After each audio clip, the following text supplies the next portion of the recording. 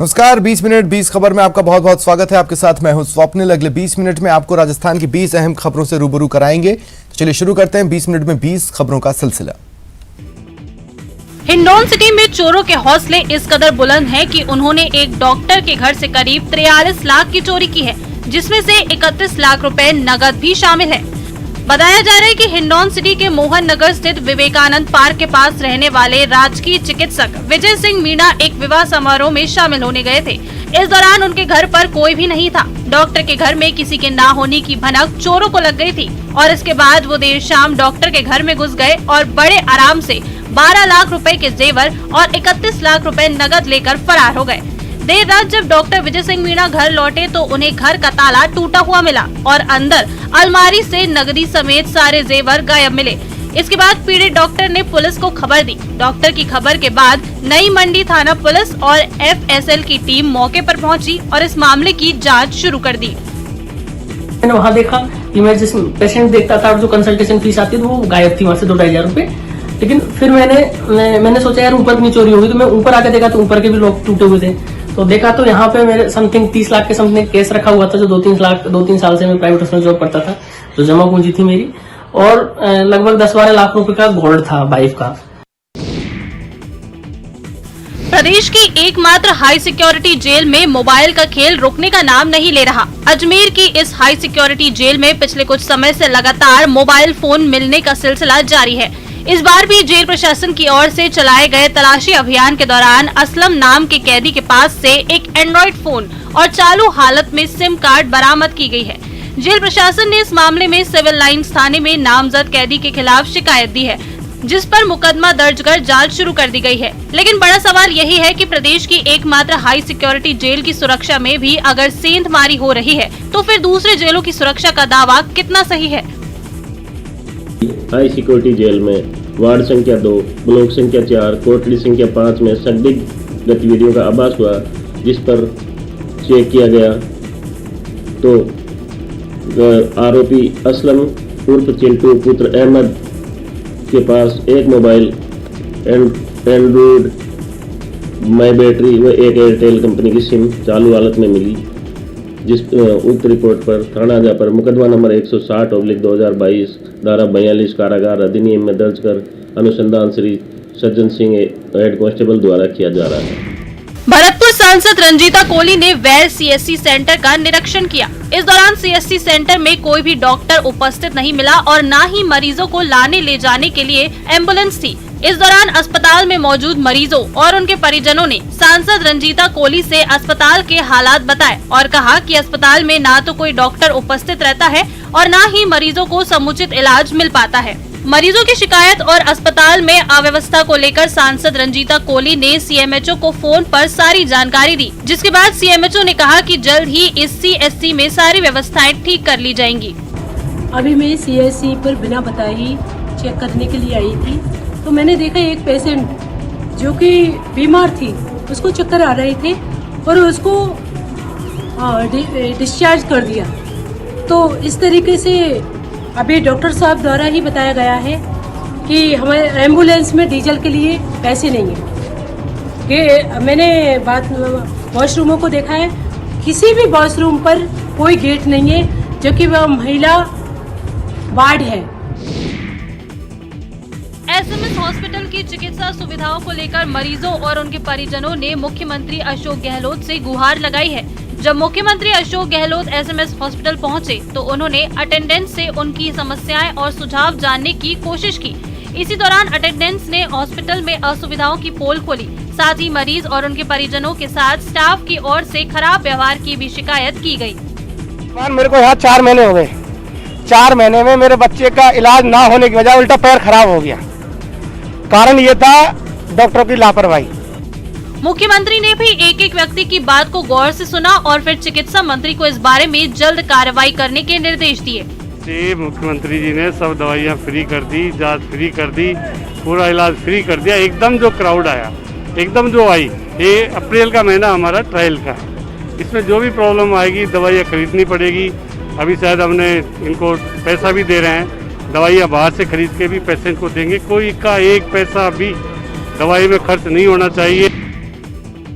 धौलपुर के बाड़ी में मारपीट की घटना में घायल बिजली निगम के सहायक अभियंता हर्षाधिपति से मुख्यमंत्री अशोक गहलोत ने एसएमएस हॉस्पिटल में मुलाकात की। इस दौरान सीएम गहलोत ने डॉक्टरों से उनके स्वास्थ्य के संबंध में जानकारी ली।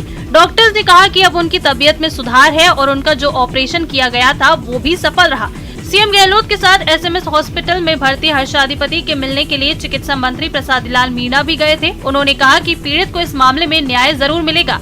आपको बता दें कि इस मारपीट के मामले में कांग्रेस विधायक गिरिराज सिंह मलिंगा और उनके समर्थकों पर आरोप लगे हैं और उनके खिलाफ पीड़ित पक्ष की ओर से मुकदमा भी दर्ज कराया गया है।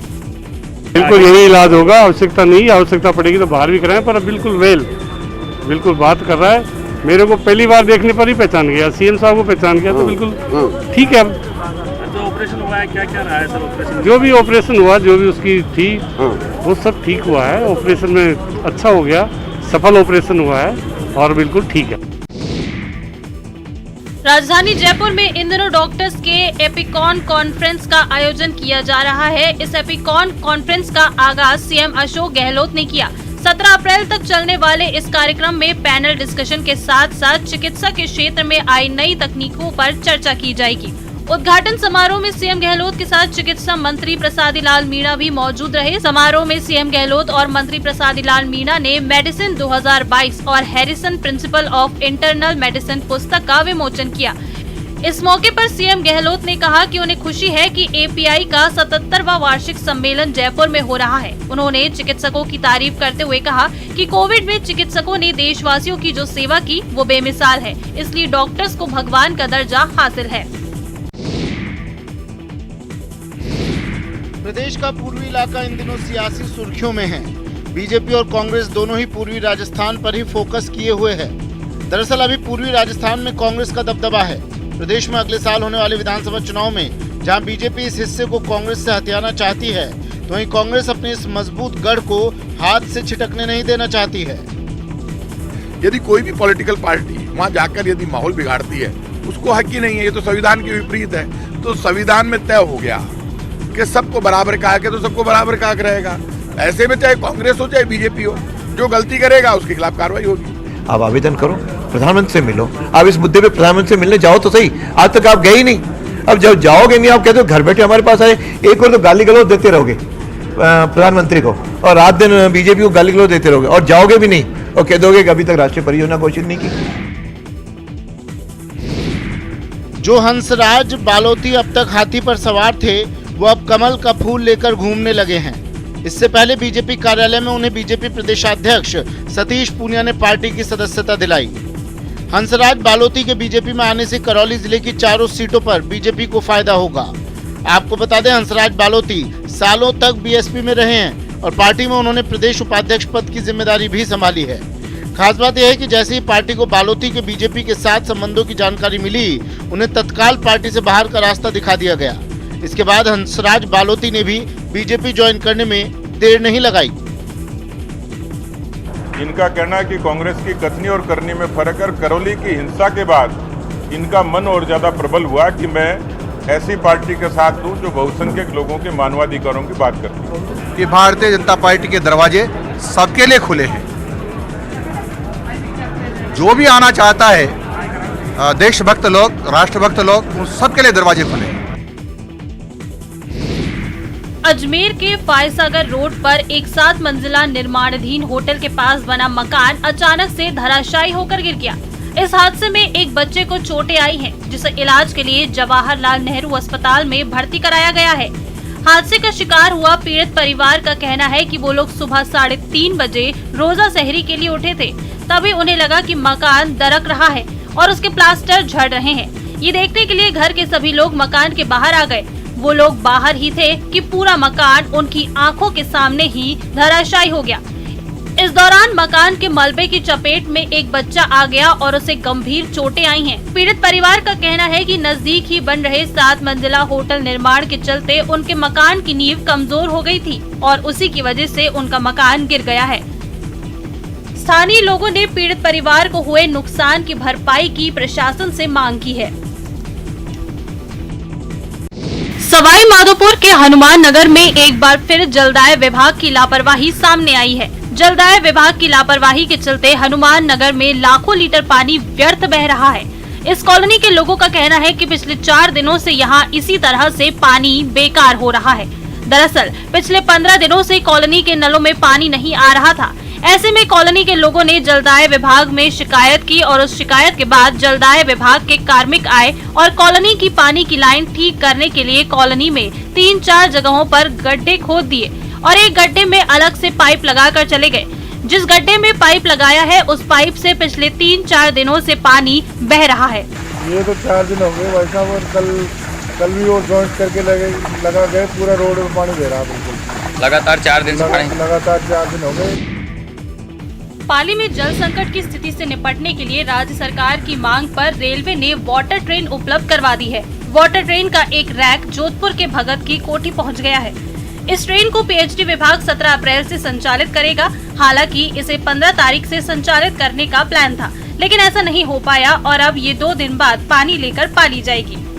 बताया जा रहा है कि इस ट्रेन में पानी लोड करने के लिए पीएचडी विभाग की ओर से तकनीकी व्यवस्थाएं सुनिश्चित करने के बाद ही इसे 17 अप्रैल से संचालित किया जाएगा। इससे पहले कोटा के माल डिब्बा मरम्मत कारखाने में इस वाटर ट्रेन के रैक को पीने का पानी ले जाने लायक बनाया गया।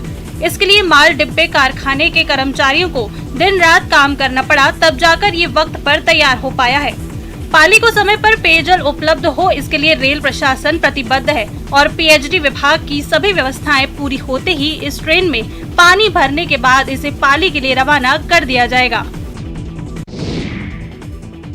बहुचर्चित हिस्ट्री शीटर देवा गुर्जर मर्डर मामले में एक और वीडियो सामने आया है। मर्डर की वारदात को अंजाम देकर हथियार बंद बदमाशों के भागने का सीसीटीवी फुटेज अब सोशल मीडिया पर वायरल हो रहा है। पुलिस अधिकारियों ने इस वीडियो की पुष्टि करते हुए कहा है कि ये वीडियो रावत भाटा के उसी दिन का है जिस दिन बदमाशों ने देवा गुर्जर की हत्या की वारदात को अंजाम दिया था। वायरल फुटेज में आप देख सकते हैं कि किस प्रकार बदमाशों का ग्रुप हाथ में कुल्हाड़ी, लोहे के सरिये और पाइप लेकर भागते हुए नजर आ रहे हैं। देवा गुर्जर की हत्या के बाद सभी बदमाशों के भागने का यही वीडियो अब सामने आया है। बताया जा रहा है कि रावत भाटा में जिस जगह देवा गुर्जर की हत्या हुई थी उसके पास ही एक दुकान में सीसीटीवी लगे हुए थे और ये वीडियो फुटेज उसी सीसीटीवी में रिकॉर्ड हुए हैं। आपको बता दें कि देवा गुर्जर मर्डर मामले में पुलिस ने अब तक 16 आरोपियों को गिरफ्तार किया है। बड़े शौक से जो बुलेट खरीदा था वो चोरी हो गया। थाने में रिपोर्ट लिखवाई, कई जगह तलाश किया, लेकिन बुलेट मिली नहीं। थक हार कर वो निराश हो गई, लेकिन 4 दिन बाद अचानक उसे अपनी बुलेट नजर आ गई। फिर क्या था, उसने न केवल पुलिस को इन्फॉर्म कर दिया बल्कि अपनी बुलेट भी हासिल की। ये कहानी बूंदी की है, जहां 10 अप्रैल को कुंभा स्टेडियम से ये बुलेट चोरी हो गई थी। बुलेट की मालकिन सिमरन ने कई जगह बुलेट की तलाश की, लेकिन वो नहीं मिली। फिर वो अपने पति के साथ कुंभा स्टेडियम में मेले में जा रही थी कि अचानक उसे आजाद पार्क के पास अपनी बुलेट नजर आई, जिस पर 2 युवक बैठे थे। अपनी बुलेट देखते ही सिमरन उसके पास पहुंच गई और दोनों युवकों से उसका आरसी दिखाने की बात कही, लेकिन दोनों ने सिमरन के साथ बदतमीजी शुरू कर दी, जिसके बाद सिमरन ने मौके पर पुलिस वालों को बुला लिया और उनकी मदद से अपनी बुलेट वापस हासिल कर ली। करौली में श्री दिगंबर जैन अतिशय क्षेत्र में 18 अप्रैल तक चलने वाले भगवान महावीर वार्षिक मेले में दिव्यांग जनों को ट्राईसाइकिल और विधवा महिलाओं को सिलाई मशीन भेंट की गई। मंदिर कमेटी प्रबंधक नेमी कुमार पाटनी ने बताया कि करौली जिला कलेक्टर ने भगवान महावीर वार्षिक मेले के दौरान हर साल चांदनपुर महावीर प्रदर्शनी का फीता काटकर लोकार्पण किया। साथ ही इस प्रदर्शनी में लगी तस्वीरों का भी अवलोकन किया।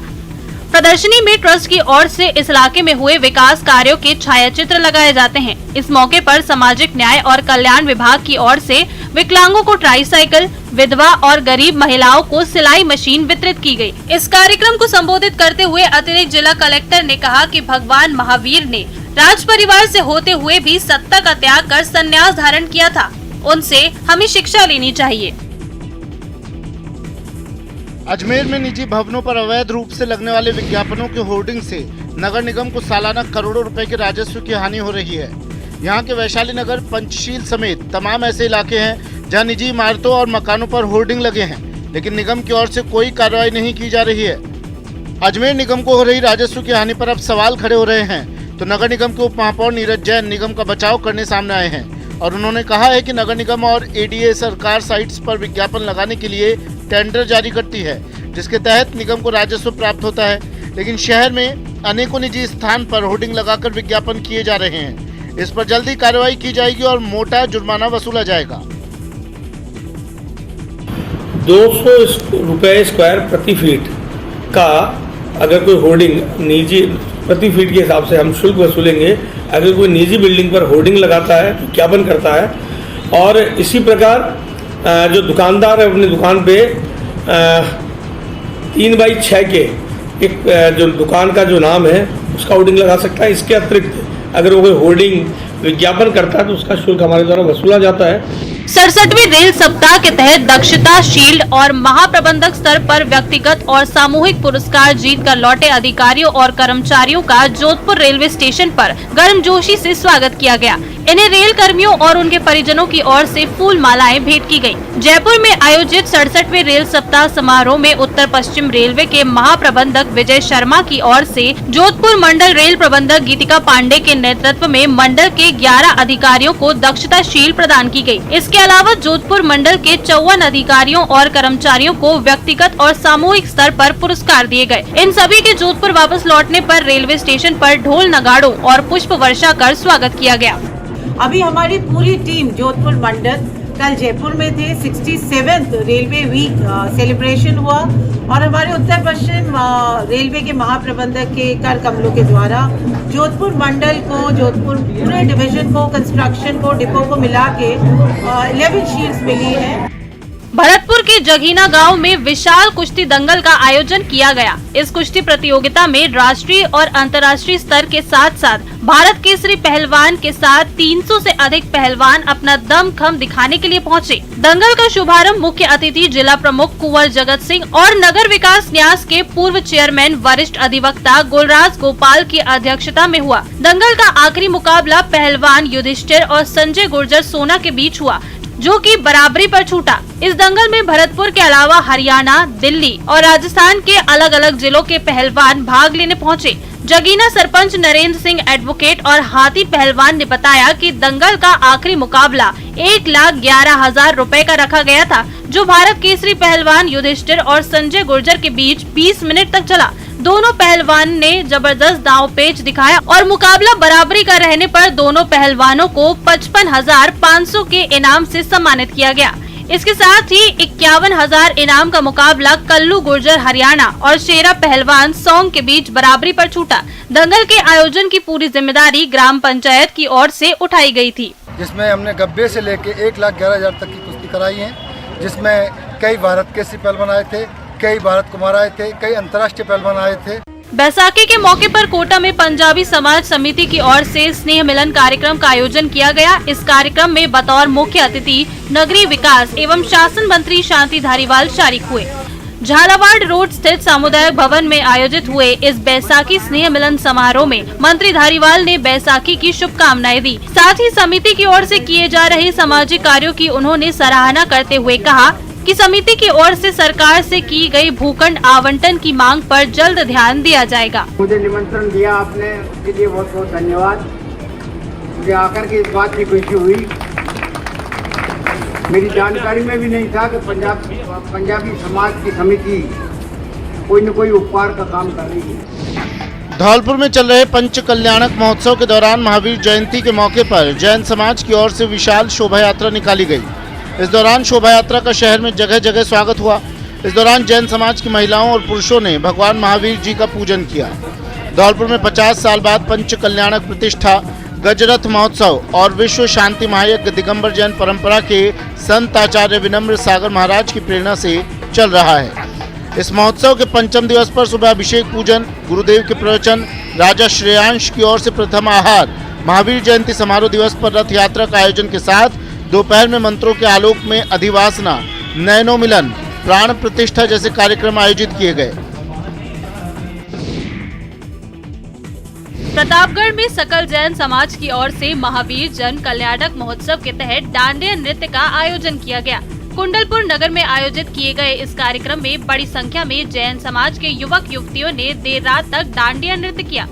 महावीर जन कल्याणक महोत्सव के 2 दिवसीय आयोजनों के तहत प्रतापगढ़ में विभिन्न कार्यक्रमों का आयोजन किया जा रहा है। इसी के तहत सकल जैन समाज की ओर से कुंडलपुर नगर में डांडिया नृत्य का आयोजन किया गया, जिसमें समाज के 1 दर्जन से ज्यादा महिला मंडलों ने भाग लिया। इस दौरान धार्मिक गीतों पर डांडिया नृत्य की जोरदार प्रस्तुतियां दी गयी। आकर्षक वेशभूषा में युवक युवतियों ने देर रात तक डांडिया किया। इस दौरान कुंडलपुर नगर में आकर्षक सजावट भी की गई थी। साथ ही यहाँ की सुरक्षा के लिए पुलिस वालों ने पुख्ता इंतजाम कर रखे थे। फिलहाल इतना ही। नमस्कार।